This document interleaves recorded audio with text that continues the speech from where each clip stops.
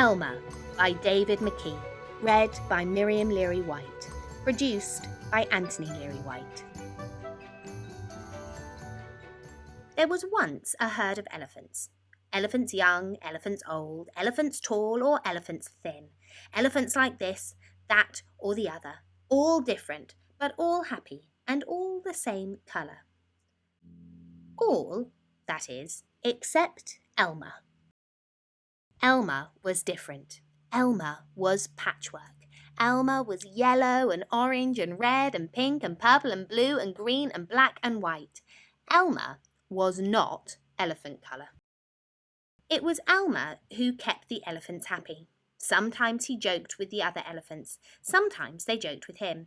But if there was even a little smile, it was usually Elmer who started it.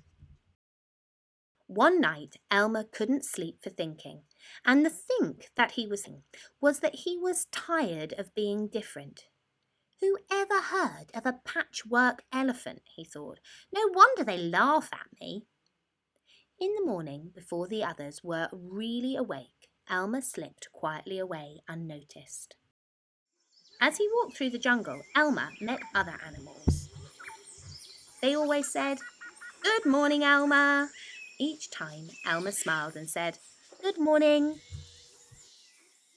After a long walk, Elmer found what he was looking for, a large bush covered with berries, a large bush covered with elephant-coloured berries.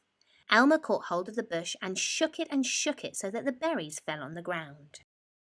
Once the ground was covered in berries, Elmer lay down and rolled over and over, this way and that way and back again. Then he picked up branches of berries and rubbed himself all over, covering himself with berry juice until there wasn't a sign of a yellow or orange or red or pink or purple or blue or green or black or white. When he had finished, Elmer looked like any other elephant. After that, Elmer set off back to the herd. On his way, he passed the other animals again. This time, each one said to him, "Good morning, elephant." And each time, Elmer smiled and said, "Good morning," pleased that he wasn't recognised. When Elmer rejoined the other elephants, they were all standing quietly. None of them noticed Elmer as he worked his way to the middle of the herd. After a while, Elmer felt that something was wrong. But what? He looked around. Same old jungle, same old bright sky, same old rain cloud that came over from time to time, and lastly, same old elephants. Elmer looked at them.